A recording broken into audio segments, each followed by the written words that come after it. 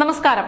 കേരളത്തിൽ മുസ്ലിം വിഭാഗത്തിനൊപ്പം നിൽക്കുന്നവരാണ് ഞങ്ങളെന്ന് വാതോരാതെ സംസാരിക്കുന്നവരുടെ കൂട്ടത്തിൽ ഏറ്റവും മുൻപന്തിയിൽ നിൽക്കുന്നവരായിരുന്നു ഭരണത്തലപ്പത്തുള്ള ഇടത് സർക്കാർ. അടുത്ത തവണ ഭരണം പിടിച്ചെടുക്കാൻ വേണ്ടിയടക്കം മുസ്ലിം വോട്ട് ലക്ഷ്യമാക്കി പ്രവർത്തിക്കുന്ന ഒരു കൂട്ടരാണ് ഈ CPM പ്രവർത്തകർ. എല്ലാവരെയും തുല്യരായി കാണുന്നവരാണ് എന്ന് പറയുന്നുവെങ്കിൽ പോലും സംസ്ഥാന സർക്കാർ ജോലിക്കാരുടെ കണക്കെടുത്ത് നോക്കുകയാണെങ്കിൽ ഈ വിഭാഗത്തെ ആ ലിസ്റ്റിലേ കാണാൻ സാധിക്കില്ല. സംവരണമുണ്ടായിട്ടും സംസ്ഥാനത്ത് മുസ്ലിം മതവിഭാഗത്തിന് ജനസംഖ്യാനുപാതികമായ പ്രാതിനിധ്യം ലഭിച്ചില്ല എന്ന കണക്കുകൾ ഇപ്പോൾ പുറത്തുവരികയാണ്.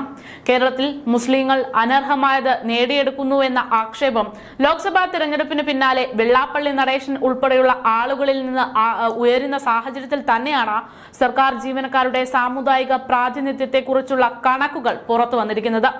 ഇടതുപക്ഷമില്ല എങ്കിൽ മുസ്ലിം വിഭാഗം രാജ്യത്ത് രണ്ടാം കിട പൗരന്മാരായി മാറുമെന്ന് പ്രചാരണം നടത്തിയ CPM കഴിഞ്ഞ 7-7.5 വർഷമായി ഭരിക്കുന്ന കേരളത്തിലാണ് പിന്നാക്കക്കാരെ ഞെട്ടിക്കുന്ന ജാതി പ്രാതിനിധ്യ കണക്ക് സർക്കാർ തന്നെ പുറത്തുവിട്ടിരിക്കുന്നത്. കലാലയങ്ങളിൽ കൃത്യമായ ഇടവേളകളിൽ അധികാരത്തിലിരിക്കുന്ന മുസ്ലിം ലീഗിന് നേർക്കും വിമർശനം ഉയർത്തപ്പെടുന്ന കണക്കുകൾ തന്നെയാണ് സർക്കാരിന്റേത്. കേരളത്തിലെ സർക്കാർ ജോലികളിൽ ഏറ്റവും കുറവ് മുസ്ലിം വിഭാഗത്തിനാണ് എന്നതാണ് ഞാൻ ഈ പറഞ്ഞ കണക്ക്. നിയമസഭാ ചോദ്യത്തിന് മറുപടിയായി സംസ്ഥാന സർക്കാർ തന്നെ പുറത്തുവിട്ട രേഖകൾ ഇപ്പോൾ വലിയ ചർച്ചാ വിഷയമാകുകയാണ്. സംസ്ഥാനത്തെ ജനസംഖ്യയുടെ ആകെ കണക്ക് വെച്ച് നോക്കിയാൽ രണ്ടാം സ്ഥാനത്തുള്ള വിഭാഗമാണ് മുസ്ലിം. 54% ഹിന്ദുവും 26% മുസ്ലിമുള്ള സംസ്ഥാനമാണ് കേരളം. ഇഷ്ടക്കാരെ തിരുകിക്കയറ്റലടക്കം നടക്കുന്ന ഈ സംസ്ഥാനത്ത് ഇടത് സർക്കാർ ഭരിക്കുമ്പോൾ ഏറ്റവും കൂടുതൽ സർക്കാർ ജോലി ചെയ്യുന്ന വിഭാഗമാണ് മുസ്ലിം എന്ന് പറയുന്നത് ഏറെക്കുറെ ഇവിടെ അടിവരയിട്ട് പറയേണ്ടുന്ന സാഹചര്യമാണ്. എന്തായാലും ഈ വിഭാഗക്കാർക്ക് സർക്കാർ ജോലി കുറവാണ് എന്ന് പറയുമ്പോൾ അത് യഥാർത്ഥത്തിൽ അവർ പരിഗണിക്കപ്പെടുന്നില്ല എന്നത് തന്നെ വ്യക്തമാക്കുകയാണ്. എന്തായാലും ഈ വിഭാഗത്തിന് സംവരണം ഉണ്ടായിട്ട് മുസ്ലിങ്ങൾക്ക് ജനസംഖ്യാനുപാതികമായിട്ടുള്ള പ്രാതിനിധ്യം ലഭിച്ചിട്ടില്ല എന്ന തരത്തിൽ റിപ്പോർട്ടുകൾ ഇപ്പോൾ പുറത്തുവരുന്നു. Kerala state commission for backward ക്ലാസസിന്റെ റിപ്പോർട്ടിലാണ് മുസ്ലിം, ലത്തീൻ, ക്രിസ്ത്യൻ, പട്ടികജാതി, പട്ടികവർഗം അടക്കമുള്ളവരുടെ പിന്നാക്കാവസ്ഥ വ്യക്തമാക്കിയിരിക്കുന്നത്.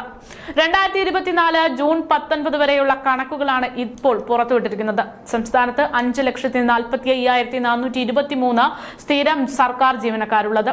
ഇവരുടെ മതം, ജാതി തിരിച്ചുള്ള ജീവനക്കാരുടെ എണ്ണം പുറത്തുവിട്ടതോടെയാണ് സർക്കാർ ജോലിയിൽ നിലനിൽക്കുന്ന അസന്തുലിതാവസ്ഥ എന്താണെന്നത് പുറത്തു വന്നത്. മുന്നാക്ക ഹിന്ദു വിഭാഗത്തിൽ നിന്നാണ് സർക്കാർ ജോലിയിൽ ഏറ്റവും കൂടുതൽ പേർ ജോലി ചെയ്യുന്നത്. നായർ, മേനോൻ, കുറുപ്പ് അടക്കമുള്ള മുന്നോക്ക വിഭാഗത്തിൽ നിന്നുള്ള 1,08,012 പേരും ബ്രാഹ്മിൺ വിഭാഗത്തിൽ നിന്ന് 7,112 പേരുമാണ് ജോലി ചെയ്യുന്നത്.